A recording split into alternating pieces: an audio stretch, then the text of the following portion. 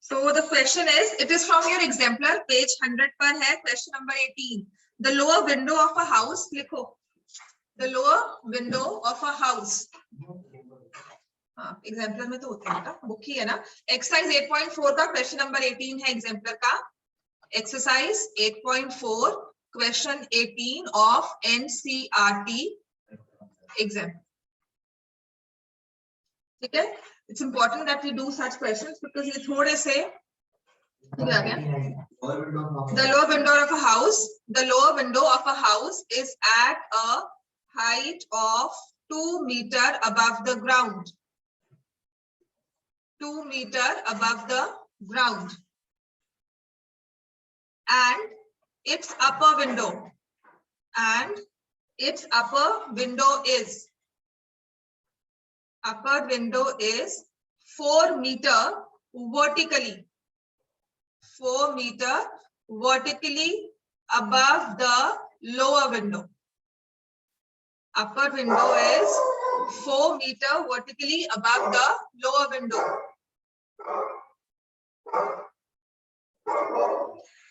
At certain instance, the angles of elevation.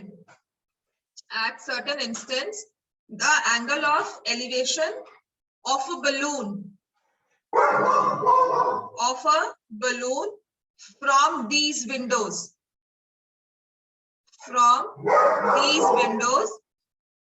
Are observed to be 60 degree and 30 degree respectively. Find the height of balloon.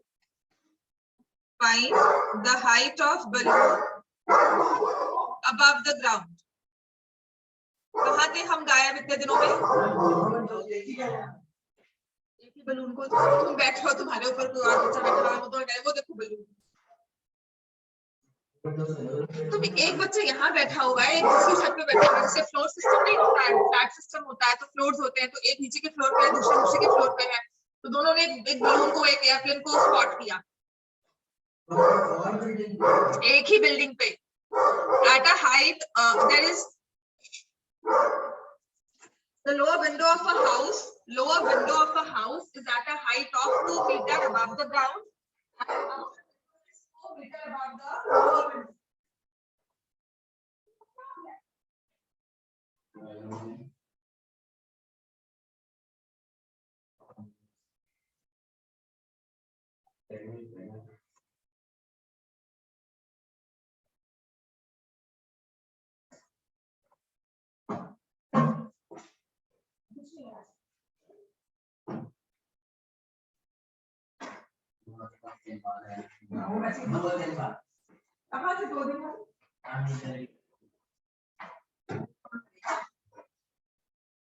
So this is the question. इसकी पहले figure draw करो मुझे. You stop. इसकी figure draw करो पहले. हाँ बनाओ, कोई बात नहीं, दोबारा से करो. Because trigonometry का question I told you time and again is 70% work of your figure only. आपका डायग्राम बन गया, आपका वो ट्रायंगल्स बन गए, आपका क्वेश्चन बहुत इजीली सॉल्व होगा. विंडो है, विंडो कहाँ होगी? वॉल पे होगी. तो it has to be a height above. और वॉल कहाँ होगी? कहाँ से शुरू होती है वॉल? ग्राउंड पर. पहले ग्राउंड लेवल बनाओगे. ठीक है? इस क्वेश्चन को बिना किसी प्रॉम्प्टिंग के मैं नहीं ड्रॉ करूंगी. तो इस ग्राउंड पर एक वॉल है, तो वॉल को हम कैसे शो करेंगे? वर्टिकली एक स्ट्रेट लाइन ड्रॉ कर दोगे. हाँ, परपेंडिकुलर वर्टिकली एक स्ट्रेट लाइन ड्रॉ कर दी. Then it says the lower window is at a height of 2 meters above the ground. तो ग्राउंड बना लिया आपने, वॉल पे विंडो है, 2 metre above the ground. Window का एक पॉइंट दे दो. 2 मीटर अप्रोक्सीमेटली आपने देख लिया distance. 2 metre above the ground, window का पॉइंट दे दिया. ठीक है? अब उसके अपर विंडो, तो इसी वॉल पे अपर विंडो होगी कि कहीं और होगी? इसके ऊपर. कहां पर? कितना ऊपर है? 4 metre vertically above the lower window.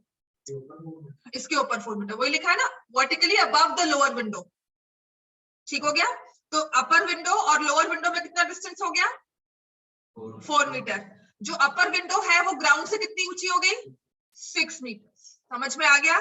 The only work is of your figure here. अब उसने कहा है at certain instance the angles of elevation, इस विंडो से आप एक बलून स्पॉट करते हो और उस बलून को स्पॉट करते हुए उसने कहा है एंगल्स ऑफ एलिवेशन, तो वो बलून ऊपर होगा या नीचे? ऊपर। तो इस विंडो से आपने एक बलून स्पॉट किया, दोनों विंडो से, अपर विंडो लोअर विंडो। अपर विंडो से कितना एंगल होगा, लोअर विंडो से कितना एंगल होगा, वो लिखा हुआ है, ड्रॉ करो एंड फिर उसके बाद रिपीट कर दो। इसका तो बेटा मैंने क्वेश्चन अभी लिखा है। गुड आफ्टरनून बच्चा, बैठो। बोलो क्या कह रहे हो? अच्छा लोअर विंडो, ये तो बेटा अलग है क्वेश्चन, वो तो अलग है। हाँ हाँ हाँ हाँ हाँ ठीक है, मैं ऊपर वाला टावर देख रही थी। Very good. तो क्या हो गया?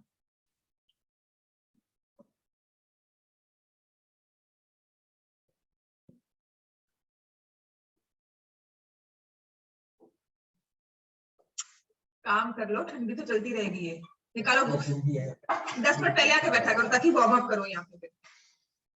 धूप में तो शीतल आया करो। ये लो शीतल लगा दो। चलो खोलो बुक, क्या बैठ जाके।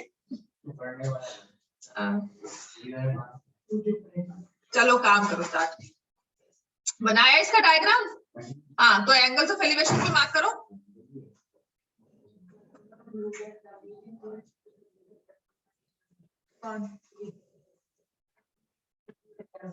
आंसर पीछे मैच किया था, पीछे आंसर मैच किया। मैं देखती हूँ, अपने आप ही स्पॉट करो। फिगर तुम्हारी ठीक लग रही है। तो there is this ground level, ये ग्राउंड लेवल है, एक विंडो है 2 मीटर, ऐसे हवा में नहीं उड़ रही, ठीक है। तो दिस इज द वॉल, तो एक विंडो है 2 metre, this is point A, और दूसरी मीटर इससे पॉइंट बी 4 मीटर। यहां से आप बलून को देख रहे हो, तो बलून कुछ हाइट पर होगा, यहां से देखा और इसी को यहां से देखा, ठीक है। So now forgive because of these lines, because मैं एक पेन से काम कर रही हूँ और मेरी राइटिंग, मेरी ड्राइंग इतनी भी बुरी नहीं है जितनी यहाँ पे दिख रही है, ठीक है। तो मेरे सारे पॉइंट्स जो मेरे पास इंटरसेक्शन के आए हैं मैंने सब मार्क कर दिए। अगर आपने कुछ भी मार्क किया है तो अकॉर्डिंगली उसे नेम कर दो। अब मुझे कुछ नहीं पता कौन सा एंगल कितना है, दो एंगल्स पता है 30 एंड 60, तो ऑब्वियसली ये 30 होगा, ये 60 होगा। और दीक्षित बताएगा क्यों? नहीं, हाँ वो तो लिखा हुआ है, पर मैंने इसको बिना देखे 60 मार्क किया, इसको बिना देखे 30 मार्क किया। एक बड़ा एक, हाँ बोलो बोलो, कौन बोल रहा है? आयान, हाँ बोलो। मैम एक बड़ा एक छोटा। एक बड़ा एक छोटा, वेरी गुड। क्योंकि जितनी ऊंची चीज होती है उतना ही हमें स्टीपली देखना पड़ता है, जितना ऊंचा होता है उतने ही गर्दन को ऊंचा करना पड़ता है। तो ऑब्वियसली अगर ये हाइट पे बैठा है, इसको चीज को देखने के लिए अपने आप को कम एंगल को हिलाना पड़ेगा, राइट, अपनी गर्दन को कम हिलाना पड़ेगा। तो इस हिसाब से आप बात कर सकते हो। Right, so this is 30, this is 60, तो you have to find length CF which is height of balloon. पहले तो ये देखो कि आपका डायग्राम ठीक बन गया था। अबव ग्राउंड, विंडो से हाइट नहीं बतानी, अबव ग्राउंड बतानी है, तो मैंने इसे h ले लिया। दिस कंप्लीट इज h, ठीक है। AG अगर 2 मीटर है तो ये किसके और इक्वल होगी? AG मैंने लिए 2 मीटर, ये किसके इक्वल होगी? EF के। बस आपकी फिगर में आपको ये समझ में आना चाहिए। अगर मैंने AB लिया है 4 मीटर, तो ये किसके इक्वल है साथ में? DE। वेरी गुड, ठीक है। तो this is 2 metre, this is 4 metre. इसको क्या ले लेंगे? CD को। CD कितना आ जाएगा? CD बोलो Keshav. Very good, H minus 6 metre, ठीक है। तो अब FG ले लो, let FG is equal to EA is equal to DB as X, ठीक है। हाँ जी, अब आप मुझे बताओ वासु, कौन सा ट्रायंगल पहले लोगे? AEC, राइट एंगल यहाँ बनता है, मैं 90 डिग्री के सिंबल्स भी शो कर देती हूँ। इन ट्रायंगल AEC, हाँ जी, पार्थ कौन सी रेशो लेंगे AEC में? AEC में कौन सी रेशो लेंगे? कौन सी वाली? हाँ 60 डिग्री तो होगा, लेकिन क्या क्या रेशियो फॉर्म करोगे? जो भी रेशियो फॉर्म करो बताओ। CE upon EA is equal to tan 60 डिग्री। ठीक है, CE की लेंथ क्या हो जाएगी? CE H में से कितना कम किया है? H -2 कंप्लीट H है, ये 2 हटा दिया। CE कितना हो जाएगा? H -2। EA कितना हमने लिया है? X। tan 60 किसके इक्वल होता है? √3। H -2 is equal to √3x। अब कौन सा ट्रायंगल लेंगे इसके बाद? CDB। ठीक है, तो CD अपॉन BD tan 30 हो गया। CD कितना आता है? H -6 और BD कितना लिया है? X। tan 30 1/√3। ठीक हो गया? हमें H निकालना है ना, तो आई विल सब्स्टिट्यूट X की वैल्यू पुट करेंगे इन टर्म्स ऑफ H। मैं क्रॉस मल्टीप्लाई कर लेती हूँ इसको, इजी रहेगा, है ना? तो मैं नेक्स्ट पेज पे थोड़ा सा जो डिस्क्रिप्शन ऐड कर दूं। हाँ, इसके बाद में कुछ सॉल्व कर सकते हो। आपका ऑफिशियली ट्रिग्नोमेट्री का चैप्टर आज खत्म है। इसमें और कोई डिफिकल्ट तो बहुत सारे हैं, केस स्टडीज है, तो मैं आज एक दो करवा दूंगी। AP करनी है, मैं करवा चुकी हूँ, मैं करवाऊंगी पहले सेलेक्शन। हाँ, सरफेस एरिया एंड वॉल्यूम्स करवा दूंगी। AP मैं रिवीजन करवाऊंगी साथ साथ। छुट्टियां कोई नहीं होगी तो थक पड़ा छुट्टियां मैं दे दूंगी, बीच में हफ्ता दूंगी, पर पहले मुझे सिलेबस को कवर करने दो। ठीक है, न्यू ईयर के टाइम पे भी हो जाएगी, क्रिसमस पार्टी भी हो जाएगी। ठीक है, क्रिसमस पार्टी यहाँ पर मस्ती करेंगे, इसको पूछ लो। और फर्दर क्या हम करते हैं, मतलब तुम से पूछ लो फर्दर इन्फॉर्मेशन। इट्स कंप्लीट मस्ती। ठीक है, यहाँ पर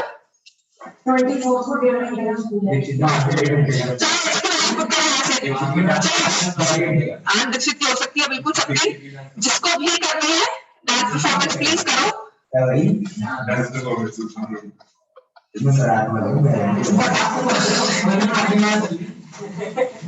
हेलो, तुम्हारी छुट्टियां कैंसिल हो जाएंगी, वरना अगर सिलेबस पूरा नहीं होगा तो छुट्टी कैंसिल कर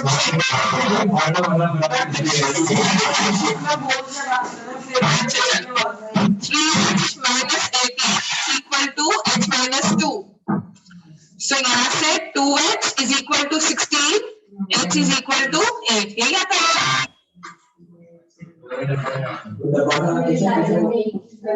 आपका मेरा आंसर है, ठीक है? नहीं, h is equal to 8. h equals to 8 metre. हाँ, विंडो से लेना है आपको। मैंने कहा था the whole question is of diagram. इन हाइट्स एंड डिस्टेंसेस में the only thing that you need to do, इतने भी हम नाजुक नहीं बनेंगे। अच्छा, कर दो।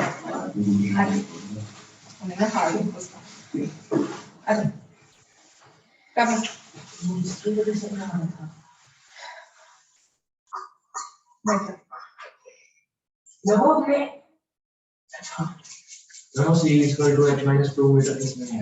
CE क्यों है? CF आपने कितना लिया था बेटा? देखो पूरा CF किसके इक्वल है? हाँ, और मैं CE की लेंथ निकाल रही हूँ, ये देखो यहाँ तक। ठीक है ना? कौन सा वाला बेटा? पहले मैंने इसको क्रॉस मल्टीप्लाई किया, ठीक है, और फिर x की वैल्यू निकाली। इसको क्रॉस मल्टीप्लाई किया तो √3 into h -6 equal to x। ठीक है, उसने मुझे ये नहीं कहा कि how far is the balloon from the ground, ये नहीं कहा हुआ, मतलब डिस्टेंस कितना है with the window and vertical line में। उन्होंने ये कहा है कि how far is the height of balloon above the ground. तो मुझे h निकालना है इन एनी केस, तो मैं h के लिए क्या करती हूँ, x को सब्स्टिट्यूट कर देती हूँ। मैं डायरेक्टली आंसर x में आए, h में आए, y to go for x। तो मैंने यहाँ से h की वैल्यू निकाली, इस वाले में से x की जो आई h -2/√3। इस वैल्यू को देखो हमने यहाँ पे डाल दिया।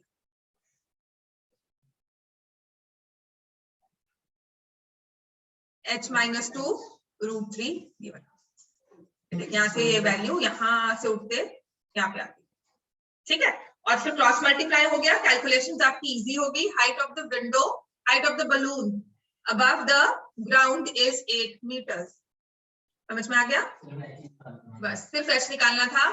तो ओनली क्वेश्चन जहां, हाँ बेटा वो तो एक लेना पड़ेगा ना, आप डीबी लोगे, ईए लोगे, फिर बाद में कहोगे दोनों सेम है, तो पहले उसको एक्स ले लिया ताकि हमारा काम आसान हो जाए, हमें रेशियो सॉल्व करने में मुश्किल ना हो। जब जल्दी होती है ना तब ये समझ में आता है कि ये ईए क्यों लिया और डीबी कैसे करेंगे।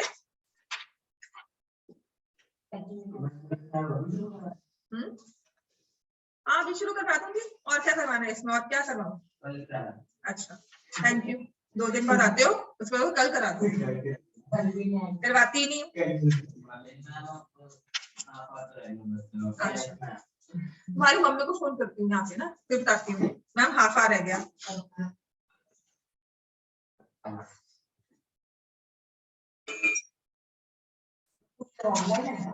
हाँ पुष्कर ऑनलाइन है।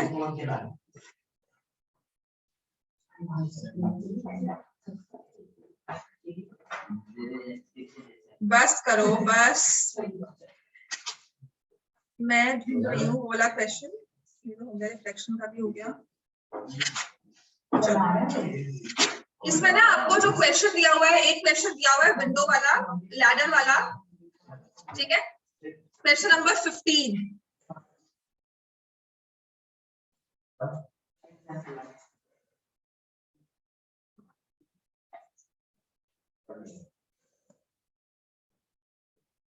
क्वेश्चन नंबर 15 आपको ऐसे वाला क्वेश्चन नहीं आएगा जहां पे cos alpha minus cos alpha मतलब बीटा अल्फा वाला क्वेश्चन नहीं आएगा, आपको एंगल्स की वैल्यू दी होगी।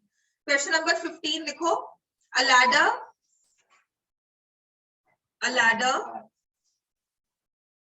रेस्ट अगेंस्ट, मैं इसमें नंबर्स दे दूंगी आपको, अ ladder rest against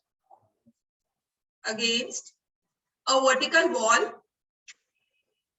rests against a vertical wall at an inclination of 60 degree to the horizontal। इसमें अल्फा लिखा हुआ है, अल्फा बीटा वाले नहीं आएंगे, डिफिकल्ट करवाना है तो मैं जितना मर्जी करवा दूं, why to go for abstract, वो चीज नहीं आएगी, ठीक है। मैंने बेटा सॉल्व करवा दी थी क्लास में, बुक से उठा कर उधर से, ठीक है। कुछ एग्जाम्पलर से भी थे, कुछ जो आरडी शर्मा है या 1-2 बुक्स मेरे पास और है तो वहां से। A ladder rests against a vertical wall at an inclination of 60 degree to the horizontal. Its foot is pulled away from the wall. Its foot is pulled away from the wall. Wall से पीछे हो गई, हाँ उधर से vertical से नीचे आ, हाँ एंगल छोटा होगा, बिल्कुल सही बात है, very good. Pulled away from the wall through a distance, let me say 5 meters, through a distance not 5, 10 meters ले लो, through a distance 10 meters, so that its upper end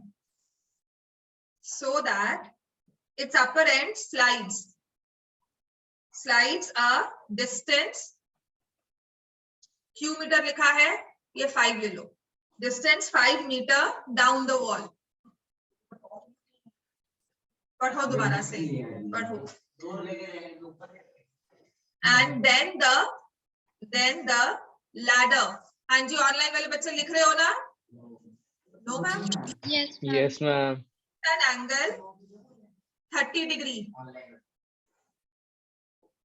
Ayan 30 degree to the horizontal, ठीक है। तो इसमें बस ये लिख सकते हैं find the length of the ladder. तो फाइंड P upon Q लिखा हुआ है वो छोड़ देते हैं, find the length of the ladder.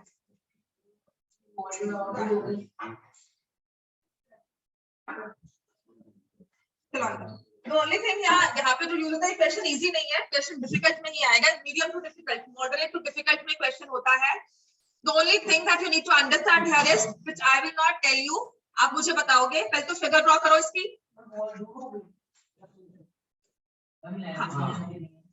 निकालनी है ना, वो तो वही तो निकालनी है। मैंने रैंडमली क्वेश्चन दिया है, लैडर की लेंथ निकल जाएगी। लेट मी सी।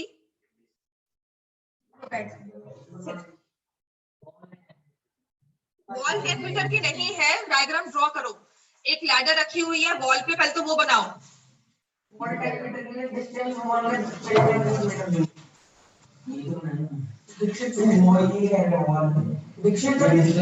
तुम बनाओ। ये ग्राउंड लेवल है, एक लैडर ऐसे है at an angle of 30 degree 60 degree first. देखो at an angle of 60 degree. AB is the wall, AC is the ladder. Initial angle is 60 degree. Slide down किया तो ऐसे आ गया. This angle now is 30 degree D point पर. और जो CD distance है वो कितना है? 10 meters. और AA distance कितना है? 5 meters. और length of the ladder क्या होगी? कौन सा है इसमें फिगर? लाइन सेगमेंट आती है length of ladder? Very good. बस यही चीज है. You slide down the ladder, its length will not change. आपका hypotenuse दोनों में सेम रहेगा. AC और DE सेम होंगे. बस यही चीज इसमें यूज होनी है और कुछ नहीं. लैडर 10 मीटर दूर हुई है. हाँ 10 मीटर दूर हुई है. दो triangles in triangle पहले कौन सा लेंगे? ABC. Let me take this as X, this as Y. BE को मैं ले रही हूँ X, BC को ले रही हूँ Y. समझ में आ गया? ट्रायंगल ले ABC. ABC में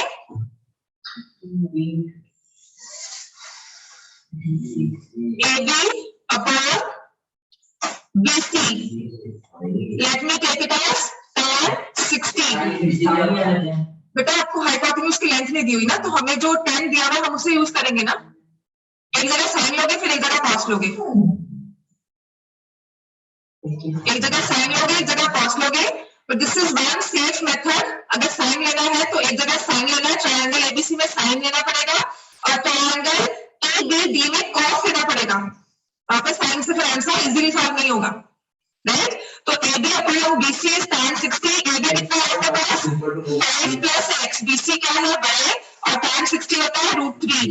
तो 5 plus x is √3y. फिर मैं ले रही हूँ in triangle EBD. EB upon BD tan 30 हो गया. x upon y plus 10 1 by √3. So √3x is equal to y plus 10. लंबा मेथड है पर जितना आप करते आ रहे हो वहां से आपको आंसर दे देगा. sin 60 sin 30 भी यूज कर सकते हो. क्लियर हो गया? लेकिन पहले आपको x की वैल्यू निकालनी पड़ेगी, फिर जाकर आप उसको सॉल्व करोगे. तो यहां से either put value of y or put value of x. Two equations, two variables. समझ में आ रहा है तो सबको? 5 plus x is equal to √3y और ये है √3x. तो मैं अगर y की वैल्यू निकालती हूँ आएगा √3x minus 10 है ना. तो मैं पुट कर देती हूँ 5 plus x √3 y क्या है? √3x minus 10. 5 plus x is equal to 3x minus 10 √3. तो यहाँ से सॉल्व कर लिया. 2x is equal to 5 plus 10 √3. ठीक है? आंसर थोड़ा सीधा सीधा सा नहीं आएगा, थोड़ा ही कॉम्प्लेक्स में आ रहा है. x की वैल्यू ये आ गई. You need to find the value of y. या x आ गया है, y तो फिर भी निकालना पड़ता नहीं. हाँ x निकाल लिया ना, तो आपके पास AB लेंथ आ गई. अब लेंथ ऑफ लैडर आप निकाल सकते हो sin 60 यूज करके. x की वैल्यू क्या है? 5 plus 10 √3/2. √3/2. 5 plus 10 √3/2. ठीक है ना ये? क्यों? तुमने 15 लिखा है ना? 15 √3. 5 और 10 √3 कैसे ऐड हो जाएंगे?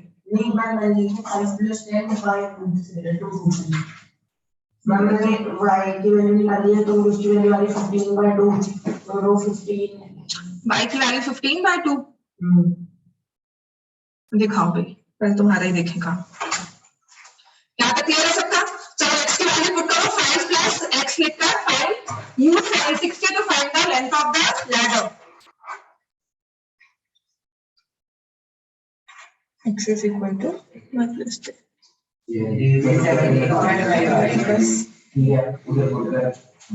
प्लस करके BD आ जाएगी और AD आ जाएगी। ये मुझे बताओ, ये क्या तुमने किया यहाँ पर? 5 जब यहाँ पे √3 से मल्टीप्लाई किया तो 15 कैसे हो गया? अपना √3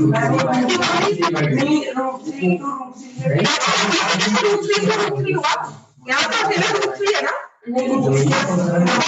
होगा, यहाँ कैसे हो गया? तो 5 तो ये होगा 5√3 plus 5 plus 10 is equal to 3y. So now you will have it 2y is equal to 5√3 plus 10. ठीक है?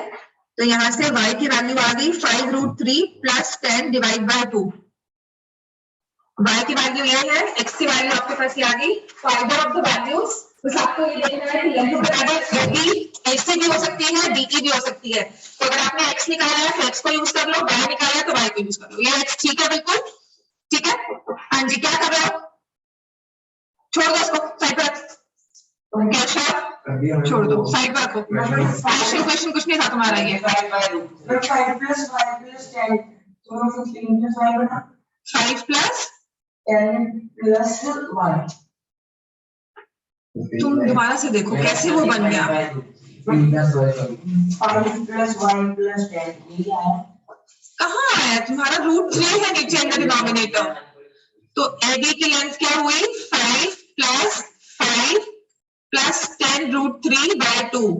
AD हो जाएगा 15 plus 10 √3 by 2. ठीक हो गया? ऐसे लिखने के बाद AD यहाँ पे 10 आ गया प्लस 5, 15 plus 10 √3 by 2. अब मैं लूंगी in triangle ABC. AD upon AC is sin 60. AB को आपने लिया है 15 plus 10 √3 by 2 into AC is sin 60 √3 by 2. AC नीचे आ गया ना बेटा? ठीक है? अब AC को यहाँ ले जाओ, ये 2 इधर, √3 इधर, तो 2 into वैसे तो 2 ऐसे कैंसिल हो जाएगा, 2 क्रॉस मल्टीप्लाई करना. ये 2 इधर गया, इधर गया, तो 15 plus 10 √3. बेटा वो यहाँ पे प्लस में है ना, इसलिए नहीं कटेगा. वो प्लस में है, 15 में √3 नहीं है. ठीक है? अब इसको आप रैशनलाइज कर सकते हो. 35 √3 कैसे आएगा रैशनलाइज करने के बाद बेटा? 15 √3 plus 30 होगा. y plus 10 by 3 होगा साथ में वो. मैम x की वैल्यू 5 plus 10 √3 आई थी, तो क्रॉस मल्टीप्लाई किया तो फिर उसके बाद y की वैल्यू है 5√3 plus 10 by 2. 5√3 plus 10 by 2. ठीक है? वो y में ऐड कर लो तुम्हारे डायग्राम में और cos लगाओ. तो -√3 माइनस तो होगा. मैम 5√3 plus 10 by 2 y की वैल्यू लगानी है. 15 नहीं आएगा, इसको रैशनलाइज कर लो. हाँ, तो रैशनलाइज के बाद 15 कैसे आ जाएगा? ये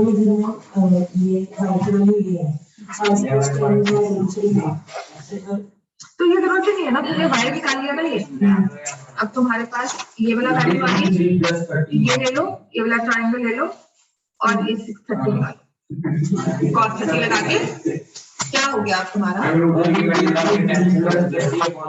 हाँ 15. हाँ तो यही होगा. ठीक है? अब आपने लिखा 15 √3 plus 30 by 3. अब इसको आप आगे अगर 3 कॉमन निकालोगे तो आपके पास आंसर और सिंप्लीफाई होकर आ जाएगा, which is 5√3 plus 10. हाँ वो तो समझ सकते हो, बस √3 कॉमन ले लो. वो मैंने नहीं लिया, वो मेरा सेट होगा 5√3. हाँ तो 1/5 कॉमन नहीं आएगा. 1/5 कहाँ कॉमन आया? 1/3 कहाँ कॉमन आया? मैंने ऊपर से 3 कॉमन लिया है, यहाँ से 15 और 15 में से फिर ये 3 और 3 वो कट गया. दिमाग ज्यादा लगाते हो. तो दिस इज थोड़ा कैलकुलेटर छोड़ो, मुझे पता है सारे तुम्हारे, रखो उधर। नहीं तुम रख दो उधर, बस मुझे नहीं देखना, रखो उधर। हाँ रखो उधर। समझ में आ गया? This is very difficult question. मैंने रैंडम वैल्यूज दी थी। The only thing that you need to do here, that you need to remember was that height, the length of the ladder is same even when it slides down. इतना clear हो गया सबको? नहीं? हाँ जी। The length of the ladder is 5√3 plus 10 meters. चलो, आप करते हैं इसका केस स्टडी।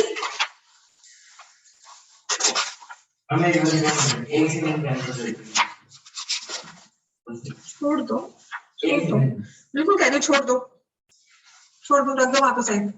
घर जाके करना जो करना है, यहाँ पे नहीं। चलो रख दो उसको।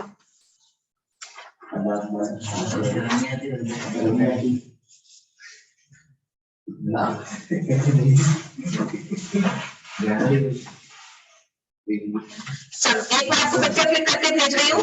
This is one, I think थोड़ा सा डिफिकल्ट सा हो जाएगा पर अच्छा रहेगा केस स्टडी में।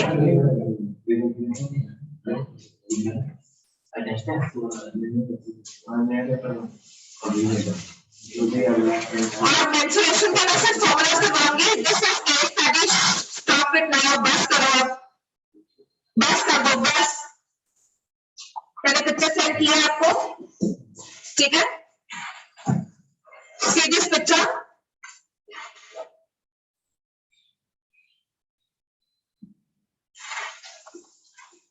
It says physics experiment में 3 masses are hung in equilibrium as shown in the diagram given below, where PR is 20√2. Equilibrium. पता नहीं मुझे देखना है। ठीक है, अच्छा देख लिया, मुझे पता नहीं आंसर, मैंने देख लिया बच्चे।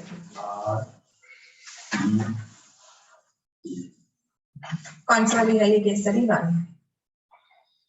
गलत है, एक मिनट फिर से चेक करने दो। गलत है, 60 नहीं, पहले क्वेश्चन पढ़ो आराम से, ठीक है? क्वेश्चन को पढ़ो, डोंट बी हेस्टी। अपना यहाँ पर जल्दी का कोई मेडल नहीं मिलने वाला आपको, समझो। क्यों नहीं आएगी?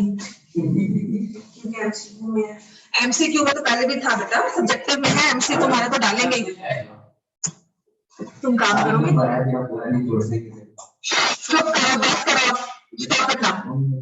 मैं सच में कह रही हूँ, मैं किसी का न किसी को बाहर निकालूंगी क्लास से, बहुत हो गया।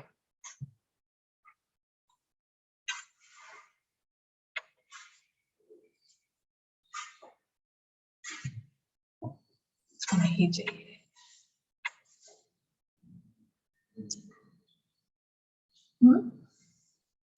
इसमें लिखा हुआ है देखो आपको फिजिक्स एक्सपेरिमेंट का ऐसा कुछ क्वेश्चन दिया है, how trigonometry is used, how a case study can come, और ये प्रैक्टिकल एग्जांपल है एक तरह से।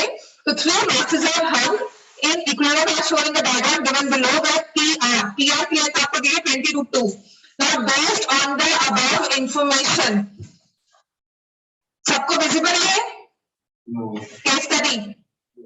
सबके पास है ना? तो कुछ इस तरह से एक्सपेरिमेंट के लिए फिगर बनी हुई है। सो दिस इज योर, यहाँ पर ये P पॉइंट दिया है Q, 3 masses are hung, सो यहां से उन्होंने ऐसे ड्रॉ किया, दिस इज 1, ठीक है? Then this is like this, एक ऐसा और एक ऐसा और कुछ इस तरह से, ठीक है? और यहां से एक ऐसे। पहले तो फिगर ड्रॉ करो, बिकॉज अभी जो आप कर रहे हो दिस इज योर प्रैक्टिस, ये आप फाइनल में अटेम्प्ट कर रहे हो अभी, ठीक है? तो स्टेप बाय स्टेप अगर समझ में आता है अच्छी बात है, लेकिन it will never harm you to attempt it. Figure के लिए ड्रॉ कर रहे हैं हम केशव। तो P और Q एक स्ट्रेट हमें कोई ऊपर से कोई रोप वगैरह दी है, जिससे 3 masses हंग किए हैं उसने, एक ये वाला, एक ये वाला और एक ये वाला, ठीक है? सो P और की लेंथ आपको दी हुई है 20√2 सेंटीमीटर। P और की लेंथ हमें दी हुई है 20√2 सेंटीमीटर, और एंगल्स ऑफ एलिवेशन दिए हुए हैं 45 and 30 degree. Now based on the above information, answer the following questions. The measure of angle RPQ.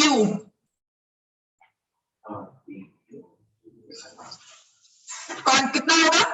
ये आएगा कितना आएगा? 45। अब समझ में आ गया? जल्दी नहीं करते। 180 क्यों है? ऑल्टरनेटिव इंटीग्रल एंगल का डिस्टेंस ये हॉरिजॉन्टल है, जो वर्टिकल लाइन है या लाइन ऑफ साइट, ठीक है? तो आपका पैरेलल लाइन हो जाएगा, this angle will be 45 degree. मैं है पुष्कर एंड पूरा पुष्कर और आयन, Yes, ठीक है? क्लियर हो रहा है? Yes, ma'am. yes, ma'am. Next is says perpendicular distance of R from PQ. Perpendicular distance of R from PQ ये निकालना है आपको। तो ये किसके इक्वल होगा? If I name this point S, ma'am हमें क्या डिस्टेंस निकालना है for B part? Perpendicular distance of R from PQ ma'am under का दिया हुआ है और 20√2 दिया हुआ है। 20√2 हाँ जी, ठीक है ना? तो हमें ये डिस्टेंस निकालना है perpendicular and this will be equal to PS। तो बेसिकली बी पार्ट के लिए मुझे PS की लेंथ निकालनी है, ठीक है? आपको ये 45 डिग्री एंगल दिया हुआ है और इसका हम लेंगे PS upon PR is equal to sin 45। PS हमें निकालना है, PR कितना दिया है? 20√2 and this is equal to 1/√2। तो आपकी PS की लेंथ कितनी आ जाएगी? 20 मीटर्स। वही बेटा, अब देखो ना, ये सब मार्क्स सेम जाएगा, वो भी ले सकते हो, बात तो एक ही है बेटा। ये भी सेम है, this is basically a square. ये 45 डिग्री एंगल है, ये भी 45 होगा, ये भी आइसोसेलेस राइट ट्रायंगल है। यहाँ पे आपने 45 लिया तो ये भी 45 है। So this happens to be a square. समझ में आ गया? तो ट्रिग्नोमेट्री में जैसे मर्जी ले लो, आपको परपेंडिकुलर डिस्टेंस का है, तो मैंने आपको ड्रॉ करके दिखाया। तो the moment you see this, 45 नहीं आएगा। टीएस लिया ना राजा मैंने, cos 45 भी लोगे तो 1/√2 है, आप एसआर दे रहे हो, उसने परपेंडिकुलर डिस्टेंस का है, तो एसआर की लेंथ भी पीएस के इक्वल है। बट क्योंकि परपेंडिकुलर डिस्टेंस का है ना, तो I will go for vertical line only, not horizontal, because ये एंगल 45 दिया हुआ है। यहाँ पर तो आंसर सेम आ जाता, लेकिन अगर ये 30 दिया होता है, 60 यहाँ पे दिया होता, तो फिर हम let's go by method only, तभी आपका आंसर सही है हर्षिता। आप अगर ये वाला भी ट्रायंगल लोगे तो वो भी सही है, क्योंकि ये जो है ये चीज बिल्कुल सेम है आपस में, ठीक है? बट एंगल चेंज होता है, यहाँ पर 30 होता है, यहाँ पर भी 30 होता है। Basically these two triangles are congruent, but because of 45 degree it happens to be a square. 45 नहीं होगा, लेकिन ये लेंथ और ये लेंथ तो सेम होगी ना। समझ में आ गया? हाँ, क्यू पी आर, क्यों कैसे ऑल्टरनेट किसके साथ? ये 30 यहाँ पर है, ये ट्रांसवर्सल यहाँ है, तुम इसको यहाँ भेज दोगे। ये ऐसे दो पैरेलल लाइंस बनी, ये ट्रांसवर्सल है, इसने 30 डिग्री बनाया। मैं तुमसे पूछ रही हूँ यहाँ से क्या ट्रांसवर्सल जा रहा है, तुम कह रहे हो कि नहीं मेरे को ये 30 बनाना है। क्यों? ट्रांसवर्सल तो सेम रखो। माय मैथ्स माय रूल्स है ना। राजा ये देखिए, ये दो लाइंस पैरेलल जा रही है और ये ऐसे ट्रांसवर्सल, ये तुम्हें 45 दे दिया, तुमने कहा ये वाला एंगल भी कितना है, ठीक है ना? हाँ, चल ये हो गया है। अब अगर सी पार्ट का डिस्टेंस पी क्यू, चलो जल्दी करो, क्लियर हो गया?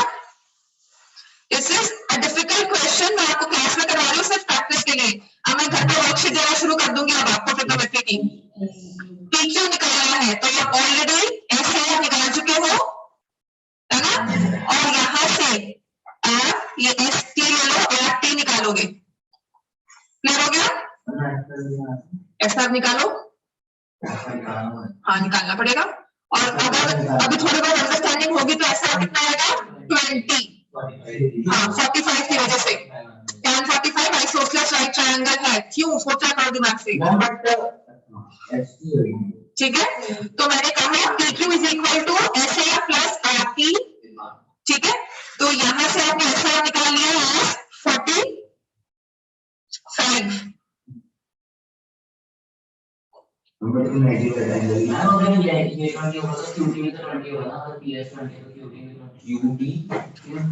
QT 20 होगा। RT में दिखा रहा है नहीं वो नहीं करेगा तो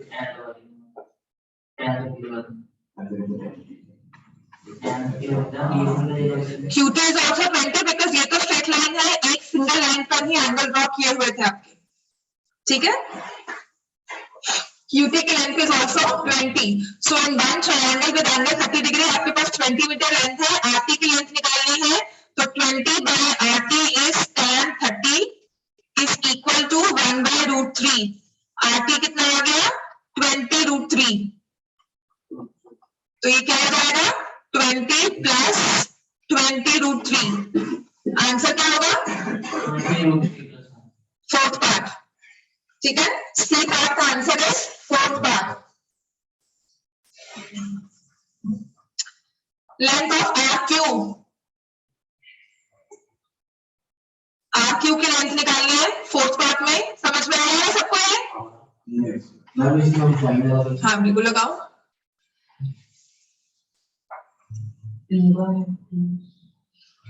कितना होगा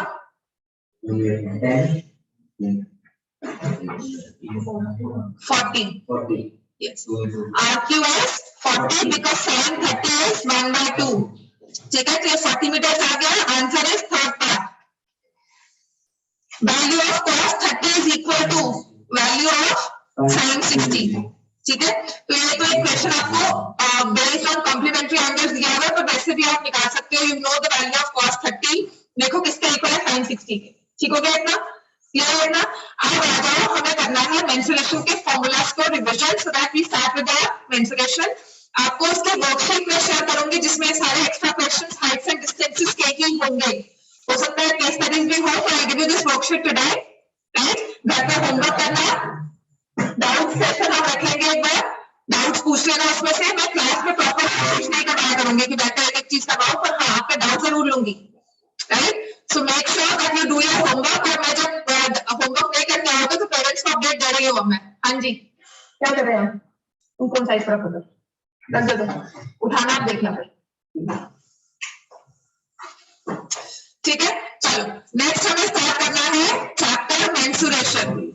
मेंसुरेशन जितना रहता है उतना कवर कर लो, स्टार्टिंग से ही आपको पूरा चैप्टर करवा लूंगी। फॉर्मूलाज ही है, इजी क्वेश्चंस होंगे, फ्रस्ट्रेट आपको नहीं है, राइट। आपके एक्सरसाइज पूरी रिलेटेड है वो नहीं होगा, आपको अगर आएगा तो दिस इज एक तो कॉम्बिनेशन ऑफ सॉलिड्स आएंगे। एक स्फीयर के ऊपर हमने या सिलेंडर के ऊपर कोन रख दिया या स्फीयर रख दिया, कॉम्बिनेशन ऑफ फिगर्स होती है, ठीक है। हॉलो शेप में कॉम्बिनेशन ऑफ फिगर्स होंगे, तीन चार चीजों को मिक्स करके एक फिगर दी होगी, तीन चार सॉलिड्स को मिक्स करके आपको फिगर दी होगी, और उसका आपको सरफेस एरिया या वॉल्यूम निकालना है। Then conversion of one to other, ठीक है। चार स्फीयर मेल्ट करके एक नया स्फीयर बना लिया, चार स्फीयर मेल्ट करके आपने एक सिलेंडर बना लिया, तो दिस इज कन्वर्जन। पानी एक ग्लास में था, दूसरे वाले शेप में उसे ट्रांसफर कर दिया, राइट।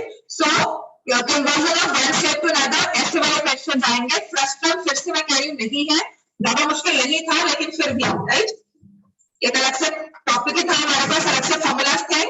तो सबसे पहले मेंसुरेशन में the basic figure that comes is a cuboid, लिखो। मेंसुरेशन में the first figure that is very handy is a cuboid. हाँ जी, एक बार हाँ बना लो, ठीक है। तो क्यूबॉइड में ये आपको 9th में करवाया हुआ है सारा, आज फॉर्मूलाज रिवाइज करवा के एक दो दिन में मैं टेस्ट लूंगी, तो let us take test on Friday. आपका इंट्रोडक्शन, आपका हाइट्स एंड डिस्टेंसेस का टेस्ट होगा फ्राइडे को, ठीक है। बुक के क्वेश्चंस खत्म दिन परसों, हाँ जी परसों, चैप्टर नंबर 1। क्या पता है मुझे बेटा, तुम्हें याद है सारे, तो मैं देती हूँ, मैं तुम करके दिखाओगे मुझे। हाँ वो मुझे कह रहे एपी करवाओ, तुम्हें एपी आती है? आती है, तो कोई भी क्वेश्चन करोगे? हाँ रिविजन तो करवानी पड़ेगी ना, रिविजन ही करवाऊंगी मैं, वो तो करवा दूं। Do I have permission? हाँ जी, चैप्टर 8 है ना, टेक्नोलॉजी वाला चैप्टर 8 है ना, जो अभी हमने किया था इंट्रोडक्शन टू टेक्नोलॉजी। हाँ 8 है, नहीं गुड है, 9 है, चैप्टर नंबर 9। मेंसुरेशन चैप्टर 13 है, ठीक है। So this is cuboid, cuboid में होती है लेंथ, ब्रेड्थ और हाइट, राइट? क्यूबॉइड है 6 फेसेस, 12 एजेस एंड 6 वर्टिसेस, नहीं 8 वर्टिसेस, 8 वर्टिसेस, ठीक हो गया? जैसे कि रूम की 4 दीवारें हैं, आप एक रूम में बैठे हो तो you have 4 walls of the room, the ceiling and the floor. This is a cuboid. ठीक हो गया? सबसे इजी होता है अगर हम देखेंगे the room where is set, तो curved surface area, या इसमें हम बोलते हैं because the surfaces are not curved, plain surfaces होती हैं, तो इसमें हम बोल देते हैं lateral surface area of a cuboid is 2 into length plus breadth into height. Total surface area क्या होता है? 2 into length breadth height plus length height, ठीक है? What is volume? LBH. लिखो, क्यों नहीं लिख रहे हम? कोई बात नहीं, दोबारा लिखो, ठीक है? तो जो भी यूनिट्स होगा उसका हमें क्यूब करना होगा वॉल्यूम में, स्क्वायर करना होता है इन एरिया। सरफेस एरिया में हमेशा स्क्वायर यूनिट्स लिखते हैं, वॉल्यूम में क्यूबिक यूनिट्स लिखते हैं, बिकॉज वॉल्यूम में 3 डायमेंशंस है हमारे पास, 3 सेंटीमीटर आएंगे हमारे पास, ठीक है? जो आपस में मल्टीप्लाई हो रहे हैं। एरिया में 2 सेंटीमीटर आपस में मल्टीप्लाई होंगे, दैट्स व्हाई इट्स स्क्वायर। क्या होगा इतना? राइट? एक चीज और एमसीक्यू में कभी कहीं पूछ सकते हैं, वो होता है लेंथ ऑफ लॉन्गेस्ट डायगोनल। लिखो, length of longest, very good, लिखो बराबर, ठीक है? Length of longest diagonal, length of longest diagonal is equal to L square B square H square का अंडर रूट। लॉन्गेस्ट डायगोनल कहाँ हो? कभी कभी होता है what is the longest rod that can be placed in this room, in this cuboid. तो आपको कहा था एक वर्टेक्स से, एक कॉर्नर से बिल्कुल ऑपोजिट वर्टेक्स पर, तो जो आपकी हाइट होती है फ्रॉम हियर टू हियर, तो जो आपकी हाइट होती है ये परपेंडिकुलर होती है टू द ग्राउंड, तो बेसिकली ये भी हमारे पास एक राइट एंगल ट्रायंगल बनता है, ठीक है? ये हम लेंथ निकालना चाहते हैं, जो मैं रेड में मार्क कर रही हूँ, this is the longest diagonal, ठीक है? तो ये हाइपोटेन्यूज लग जाता है, दिस इज हाइट, और जो ये चीज है ये डायगोनल है बेस के रेक्टेंगल का, हाँ, लेंथ और ब्रेड्थ का स्क्वायर अंडर रूट का सम, जो मतलब रेक्टेंगल का डायगोनल निकला बेस का, तो यहाँ से हमारे पास लॉन्गेस्ट डायगोनल बन जाएगा। हाँ, ये सारा क्यूबॉइड का ही है, ठीक है? ये कभी कहीं आपको किसी सैम्पल पेपर में हो जाता है कि L square B square H square, या कभी आपके बिकॉज ये 10th वाले जो है आजकल क्या कर रहे हैं, 9th के कॉन्सेप्ट भी डाल देते हैं, कहीं ना कहीं आपको 9th का कोई क्वेश्चन दिख जाता है कि कुछ 9th में किया होगा, वो हमें रिवाइज हो रहा है यहाँ पर, right? So L square B square H square का under root is the length of the longest diagonal, जो आपके इस वाले पेपर में भी था, एक था क्वेश्चन जो it was based on your cyclic quadrilaterals, बिल्कुल, ठीक है ना? तो वो 9th में हम ये नहीं प्ली कर सकते कि हमने नहीं किया होगा, ये आपका चैप्टर सर्कल्स नहीं था, फिर भी साइक्लिक क्वाड्रिलेटरल दिया हुआ है आपको, राइट? चलो अब आते हैं, इसके साथ ही इसके जैसे ही फिगर होती है नेक्स्ट क्यूब। क्यूब में क्या होता है? ऑल साइड्स है इक्वल, तो बात वही है, इसके भी 6 फेसेस है, 8 वर्टिसेस है, 12 edges. What is lateral surface area? 4 square, side हमने लिया of plane A units, total surface area is 6 square, हाँ जी। Then volume is A cube, length of longest diagonal क्या होता है? S√3, A√3। अब आपका लेंथ ब्रेड्थ हाइट की जगह A आ जाएगा, ठीक है ना? तो जहां लेंथ थी वहां A स्क्वायर, जहां ब्रेड्थ थी वहां A स्क्वायर, जहां हाइट थी वहां A स्क्वायर, इसका अंडर रूट A स्क्वायर 3 बार ऐड हुआ, square root of 3A square, और ये आ जाएगा √3A। This is the length of longest diagonal in a square in a cube, ठीक हो गया? ठीक हो गया बेटा, राइट? इसके बाद नेक्स्ट फिगर आती है सिलेंडर। जैसे कि वो बात निकल रही है, this is a cylinder, you have a circular base down और ऊपर भी सर्कल बेस है, कुछ हाइट पर हमने इसे ज्वाइन कर दिया, जैसे कि आप सेम कॉइन्स ले लो, एक तरह के कॉइन्स का टावर बनाते हो, so that is a cylinder, right. This is a cube, ये रूबिक क्यूब है हमारे पास, है ना। और अगर ये देखोगे तो ये ओपन सिलेंडर है, ये cylinder which is open from the top, ये भी सिलेंड्रिकल शेप है, ऊपर भी सर्कल नीचे भी सर्कल, दिस इज अ क्या होता है ये ढक्कन, किसका ढक्कन, दवाई के लिए जो मेजरमेंट कप देते हैं to measure to, actually this is a syrup के लिए जब भी ये एक स्पून है आपका ये, राइट, है ना। तो मेजरमेंट्स के लिए ये हमें सिलेंड्रिकल शेप ही दी हुई है, 5 ml 10 ml, तो उसका वॉल्यूम निकालना है। प्लस वन मोर थिंग, जो आप वॉल्यूम निकालते हो सेंटीमीटर क्यूब में, मीटर क्यूब में, it is independent of the material, ये प्लास्टिक का ढक्कन है ना। अगर मैं इसी को स्टील में बनाऊंगी तो वो हैवी हो जाएगा, है ना। तो एक होता है मास और एक होता है वॉल्यूम, मास में हम बात करते हैं वॉल्यूम की, ठीक है। आपके लिए ये एक सिलेंडर है, इसका मटेरियल क्या यूज हुआ है हमें वो रेलेवेंट नहीं है, इसमें कितना सामान आ सकता है, कितनी क्वांटिटी आ सकती है, हम वो निकालते हैं, ठीक हो गया।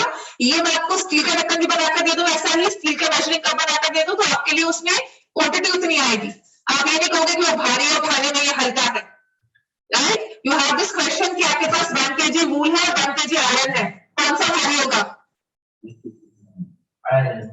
1 kg वूल 1 kg आयरन, कौन सा भारी होगा, वो सेम 1 kg, और क्या होगा, वूल बहुत ज्यादा होगी, आयरन क्वांटिटी में कम होगा।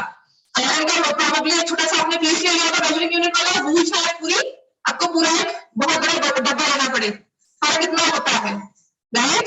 तो वो बात होती है उनके मास की, कि उनके कितने मॉलिक्यूल्स को हमने इकट्ठा करके 1 kg बनाया, लेकिन जो हम मैथ्स में बात करते हैं वो होती है वॉल्यूम की, कि सिर्फ हमने लेंथ और हाइट ली, ठीक हो गया, सिर्फ हमने उसके मेजरमेंट्स लिए और कहा कि इसका मटेरियल नहीं मुझे पता, चाहे इसको आप गोल्ड का बना कर ले आओ, मेरे लिए जो उसमें सामान आता है उसकी वैल्यू है, जितनी इसकी कैपेसिटी है उसकी वैल्यू है, राइट।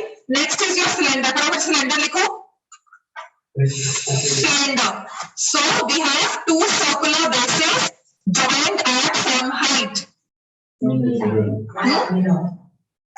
So cylinder लिखो, two circular bases joined at some height. Cylinder में बेस में रेडियस होती है, बेस की एक रेडियस होगी और फिर होगा height,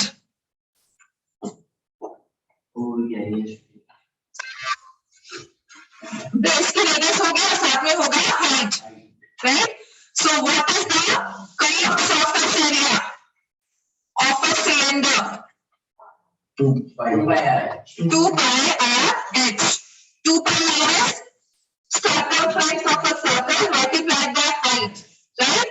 Total surface area pi r square, 2 pi r h plus 2 pi r square, ये आपका ऊपर कप था, आपने ऊपर इसका लेग भी दे दिया, नीचे भी इसको बंद कर दिया, 2 pi r h plus r, 2 pi r common लिया, h plus r, this is total surface area, and what is volume, pi r square h, pi r square का लिखा जाता है सर्कल में क्या होता है एरिया मल्टीप्लाइड बाय हाइट, और एक चीज और, जो सिलेंडर है इसे हम क्या बोलते हैं, right circular cylinder, right, because the two circles are at right angles, क्या नहीं है, ठीक है, slightly कभी भी इंक्लिनेशन नहीं होगी, और बेस सर्कल का दिया होगा, लोगों ने दिया होगा, कभी भी कोई ऐसा बेस नहीं दिया होगा, सर्कल ही दिया होगा, ठीक है।